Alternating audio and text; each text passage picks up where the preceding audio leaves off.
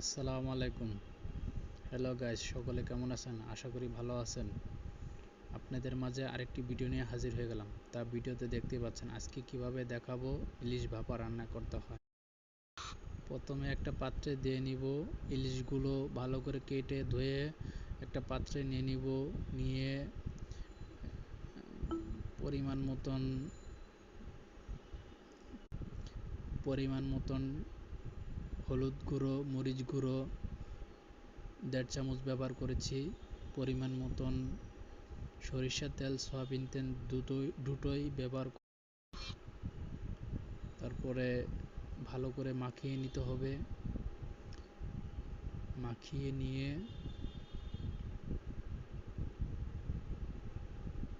মাছগুলা দিয়ে দিব।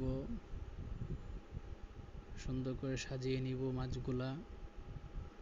তা ভিডিওতে দেখতেই পাচ্ছেন কি সুন্দর করে মাছগুলা সাজাচ্ছি। মাছগুলো সাজিয়ে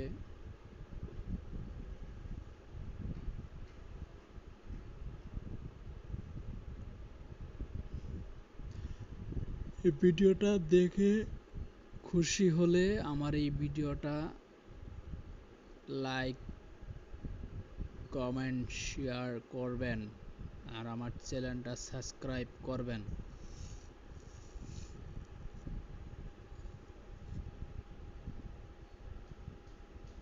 মাছগুলো সাজানো হয়ে গেছে মাছগুলো। এখন ঠাসা দিয়ে দিব যাতে মাছগুলো ডুবে যায়। তারপর মশলাগুলো মাখিয়ে নিব ভালো করে।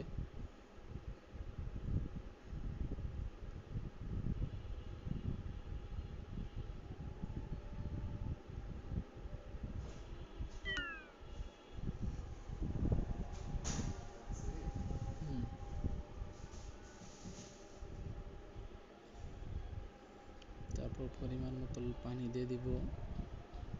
আমি 1 কাপ পানি ব্যবহার করেছি।